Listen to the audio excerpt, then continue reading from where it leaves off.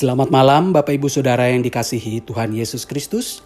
Selamat bergabung di dalam persekutuan doa malam keluarga pada hari ini, hari Kamis 14 Oktober 2021. Bersama saya, Pendeta Nathaniel Valentino Saleki. Hari ini kita akan merenungkan firman Tuhan dengan tema Dia Hanya Sejauh Doa. Dari 1 Samuel 1 ayat 1 sampai 18. Mari Bapak Ibu Saudara, kita mempersiapkan diri kita dengan terlebih dahulu bernyanyi dari PKJ nomor 13, Kita Masuk Rumahnya.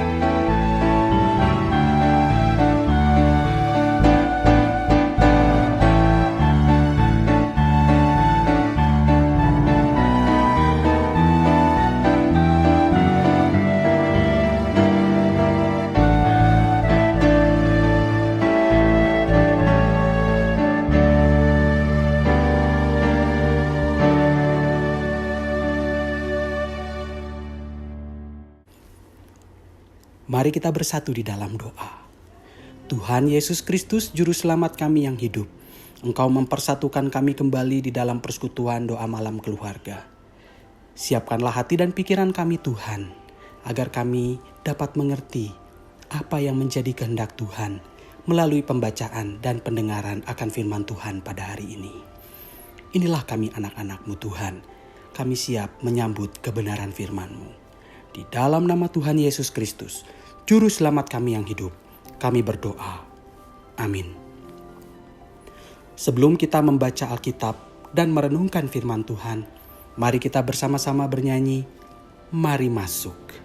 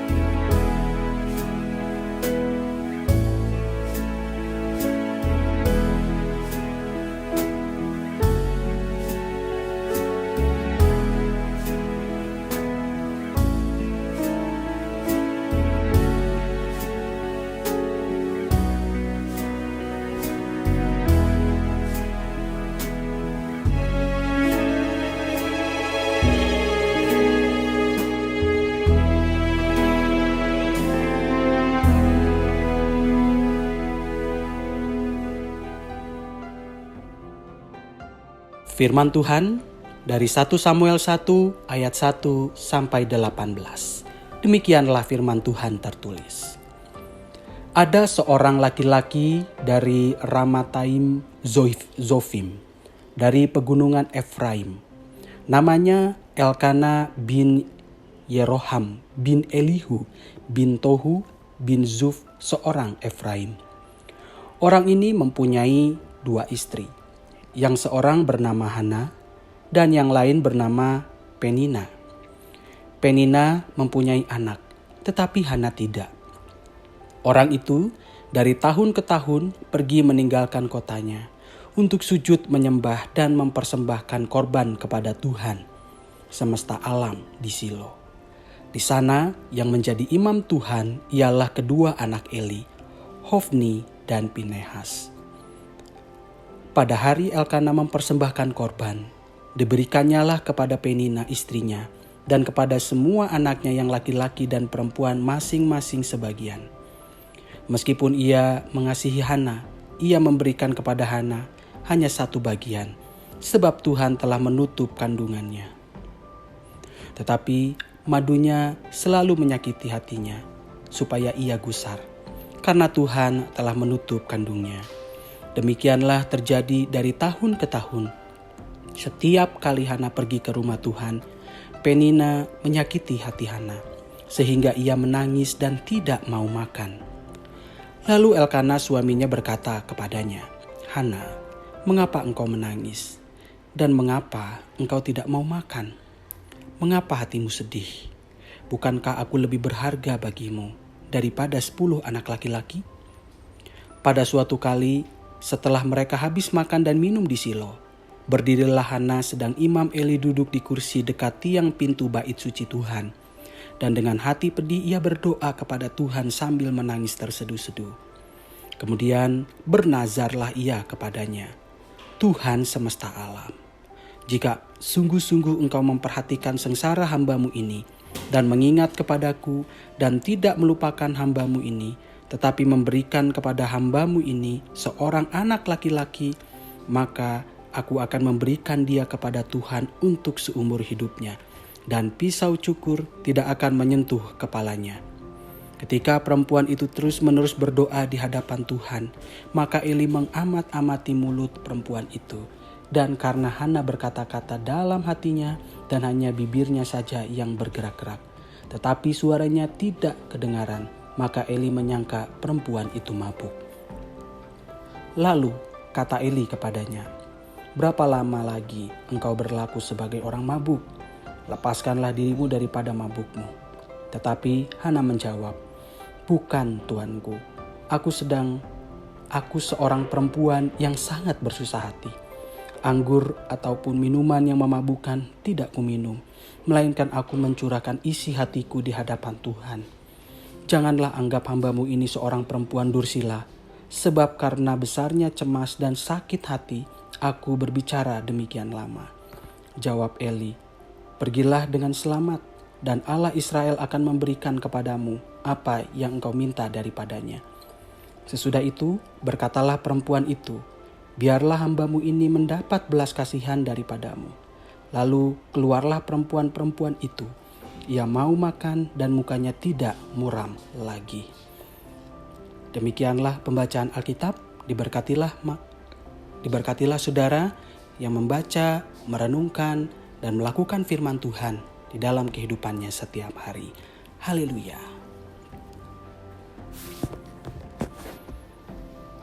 Dia hanya sejauh doa. Lebih baik sakit gigi daripada sakit hati. Demikian penggalan kalimat sebuah lagu lawas yang cukup familiar di telinga kita. Sakit gigi biasanya terasa begitu menyiksa. Meskipun nampak sepele, namun bisa sangat mengganggu orang yang merasakannya. Makan tidak enak, tidur tidak nyenyak, bekerja apalagi. Orang yang sakit gigi cenderung menjadi sangat sensitif dan emosional. Baru sakit gigi. Tetapi jangan khawatir, untuk sakit gigi sudah ada banyak obatnya. Ada yang berupa minyak, balsem, puyer, tablet, dan obat kumur. Selain itu, dokter dan klinik gigi pun sudah banyak. Bagaimana dengan sakit hati? Gejala luarnya mungkin terlihat mirip sakit gigi. Gak enak makan, gak enak tidur, gak ada semangat belajar atau bekerja, sensitif, emosional. Sayangnya, apotek-apotek tidak menjual obat sakit hati. Dokter spesialis sakit hati pun belum ada. Itu makanya lagu tadi mengatakan masih lebih baik sakit gigi daripada sakit hati. Sayangnya, sakit hati bisa datang kapan saja, di mana saja, dan bisa dialami oleh siapa saja. Begitupun kehidupan keluarga kita. Tidak kebal dari sakit hati. Bahkan keluarga bisa menjadi salah satu tempat yang rawan bagi terjadinya sakit hati. Untuk memahami hal ini, mari kita perhatikan kehidupan keluarga Elkana. Elkana adalah seorang laki-laki yang memiliki 2 orang istri, namanya Hana dan Penina. Alkitab menjelaskan bahwa Hana tidak mempunyai anak, sedangkan Penina mempunyai anak-anak laki-laki dan perempuan. Elkana adalah seorang yang saleh. Ia taat dan setia menjalankan aturan agamanya. Ia juga mengasihi istri-istri dan anak-anaknya. Bagi Hana, seperti juga lazimnya bagi orang-orang pada masa itu, tidak mempunyai anak bukanlah hal yang sepele. Bahkan tidak mempunyai anak seringkali dianggap sebagai sebuah kutukan. Ayat 5 dan 6 mengatakan, Tuhan telah menutup kandungannya. Inilah pemahaman dan keyakinan masyarakat pada waktu itu. Seolah-olah Hana adalah seorang perempuan yang menerima kutukan dan hukuman dari Tuhan. Celakanya, Penina, madunya, selalu berusaha secara sengaja untuk menyakiti hati Hana sehubungan dengan keadaannya itu. Ayat 6 menyebutkan, tetapi madunya selalu menyakiti hatinya supaya ia gusar. Dan ayat ke-7, demikianlah terjadi dari tahun ke tahun. Setiap kali Hana pergi ke rumah Tuhan, Penina menyakiti hati Hana. Persoalan ini sebetulnya sudah diketahui oleh Elkana. Namun rupanya Elkana tidak bisa berbuat banyak. Ia hanya bisa menghibur Hana dengan kata-kata manisnya, ada di ayat 8. Selebihnya, Elkana seolah membiarkan perlakuan Penina terhadap Hana terjadi terus-menerus. Buktinya, peristiwa ini terjadi dari tahun ke tahun. Bukankah seorang suami pada waktu itu mempunyai kekuasaan yang besar dalam rumah tangganya? Seandainya Elkana mengatakan kepada Penina agar menghentikan penghinaannya terhadap Hana, kemungkinan besar akan dituruti oleh Penina. Namun, sepertinya hal itu tidak dilakukan Elkana. Mungkin Elkana dan masyarakat pada umumnya menganggap penghinaan terhadap Hana adalah sebuah kelaziman. Mereka berpikir bahwa tidak ada yang salah dengan orang yang mengejek Hana karena keadaannya memang begitu. Seharusnya Hana tabah menjalaninya. Sakit hati yang dirasakan Hana semakin hari semakin parah. Ia tidak dapat menanggungnya lagi. Maka suatu kali ketika keluarganya pergi ke Silo untuk mempersembahkan korban, Hana berdoa kepada Tuhan dengan hati yang pedih di ayat 10. Ia berdoa demikian, Tuhan semesta alam, jika sungguh-sungguh engkau memperhatikan sengsara hamba-Mu ini dan mengingat kepadaku dan tidak melupakan hamba-Mu ini, tetapi memberikan kepada hamba-Mu ini seorang anak laki-laki, maka aku akan memberikan dia kepada Tuhan untuk seumur hidupnya. Meskipun hatinya sangat pedih, Hana tidak menyalahkan Tuhan atas apa yang dialaminya. Ia tidak menuduh Tuhan berlaku tidak adil kepadanya. Ia hanya memohon belas kasihan dengan segala kerendahan. Doa Hana menunjukkan bahwa selama ini ia selalu percaya kepada Tuhan, memperhatikan sengsara dan tidak melupakannya.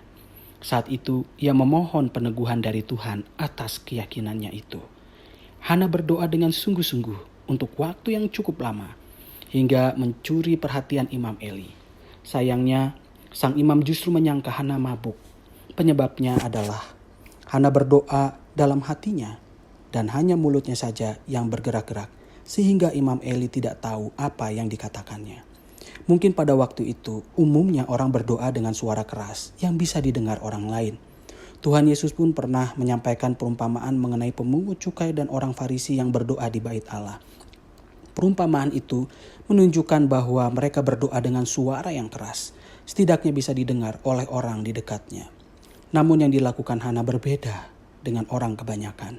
Ia berdoa tanpa suara. Mengapa begitu? Ada beberapa hal yang bisa menjadi alasannya. Yang pertama, karena kesedihan Hana terlalu dalam sehingga tidak terucapkan dengan kata-kata. Yang kedua, karena Hana merasa tidak perlu orang lain mendengar isi hatinya.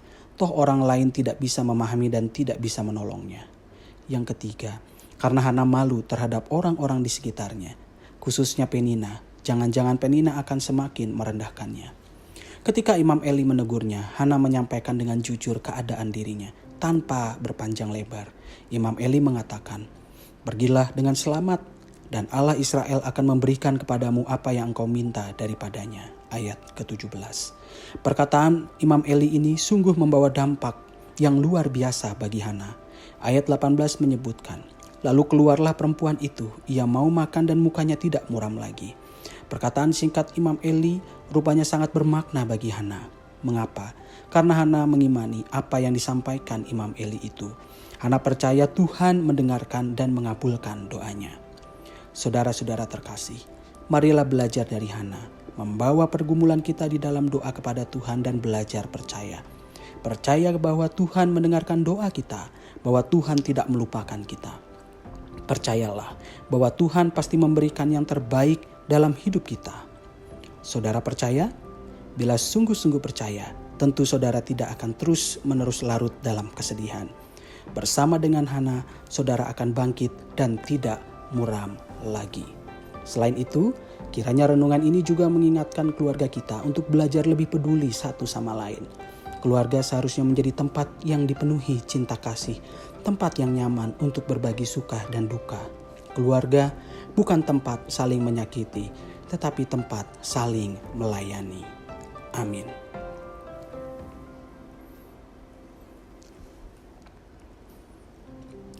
Saudara terkasih, kita akan masuk di dalam doa berantai. Dipersilakan bagi setiap anggota keluarga untuk saling mendoakan secara bergiliran. Bapak Ibu Saudara dapat menghentikan sementara waktu bagian ini, lalu setelah doa berantai selesai, Bapak Ibu Saudara dapat melanjutkan kembali tayangan ini.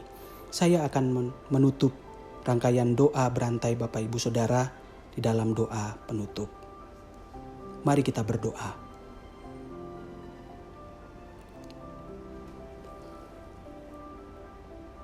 Tuhan Yesus Kristus, Juru Selamat kami yang hidup.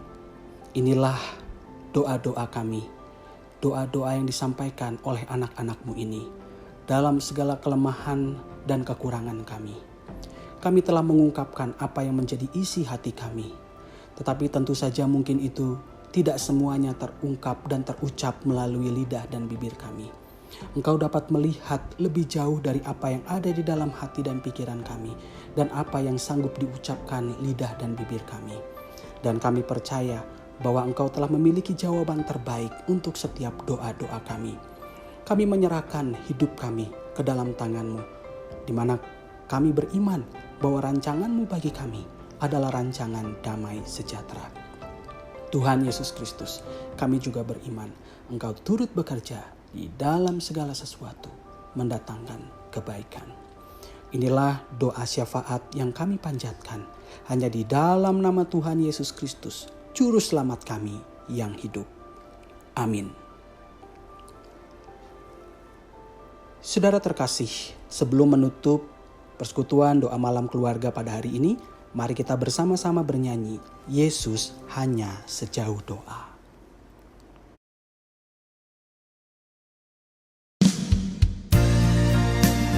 Kehidupan di dunia ini tidak selamanya memberikan ketenangan kepada kita.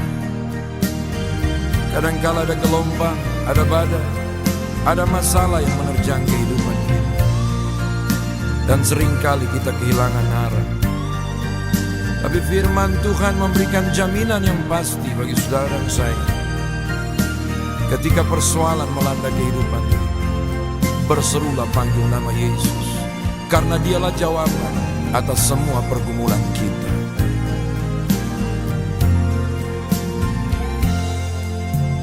Bila kau rasa gelisah di hatimu, bila kelam kabut tak menentu hidupmu, ingat masih ada seorang penolong bagimu. Dia tak pernah jauh darimu.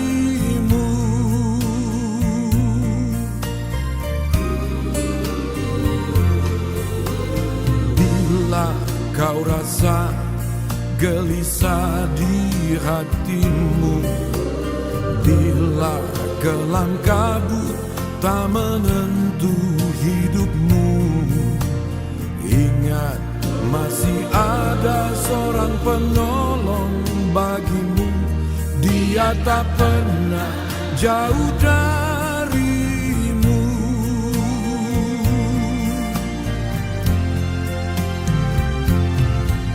Berseru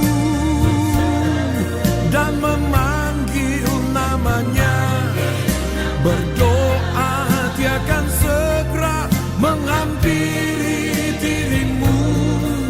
Percaya Dia tak jauh darimu, Dia hanya sejauh doa.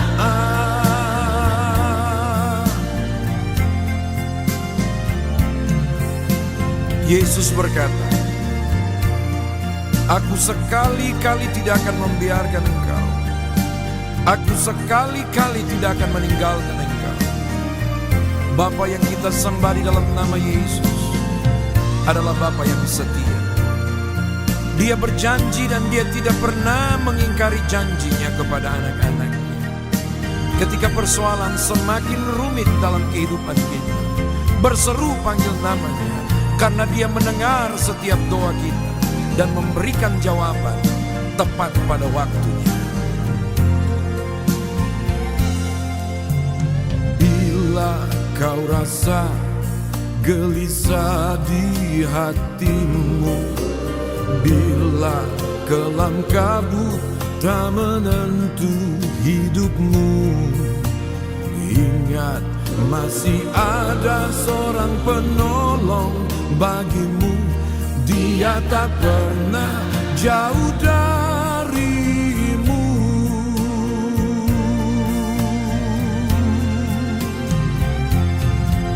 Berseru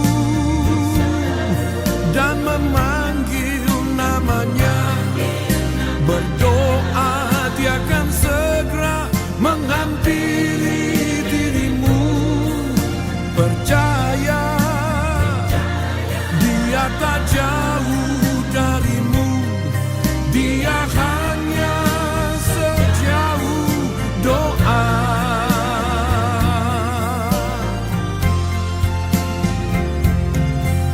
Berseru dan memanggil namanya, berdoa Dia akan segera menghampiri dirimu. Percaya Dia tak jauh darimu, Dia hanya sejauh doa. Dia hanya sejauh doa.